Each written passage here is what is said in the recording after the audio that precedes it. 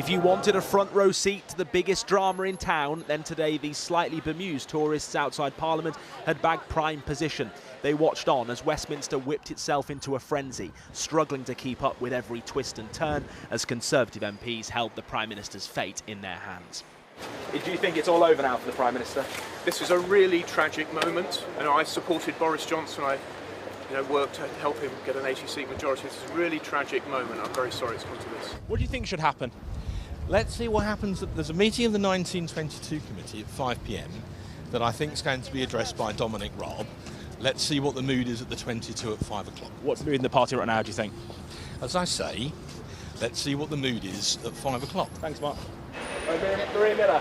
I'm so sorry, we're actually in the middle of doing a photograph. Just a very quick question. No, I'm sorry, I'm in the middle of a meeting.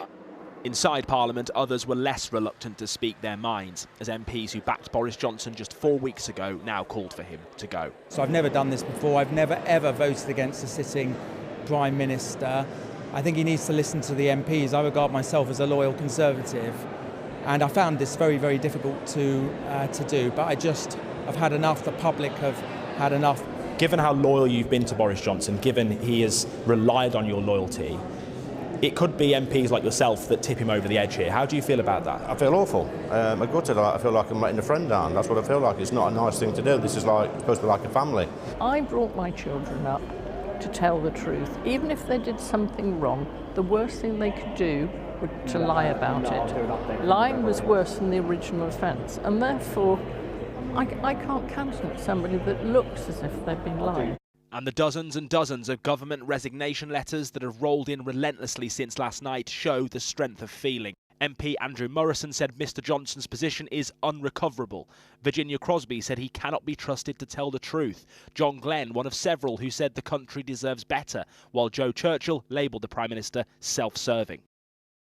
Under current Conservative Party rules, Boris Johnson is safe for a year, having won that confidence vote last month. But given his collapse in support today, Tory MPs on the 1922 committee met in a room at the top of these stairs to discuss changing those rules so they can hold a new vote. They will make their final decision next week, hoping it won't get that far. And finding Tory MPs today willing to say they'd support him in another vote was not easy.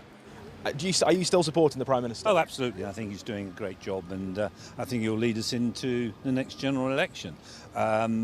Seriously? Absolutely. Why do so many of your colleagues now disagree with you, though, Peter Bone? You are increasingly in a minority, aren't you? Well, I think that's unfair. I don't think I'm in a minority. What's happened is that a few have resigned from government. But even those cabinet ministers who haven't quit hardly sound convinced. Do you have confidence in him?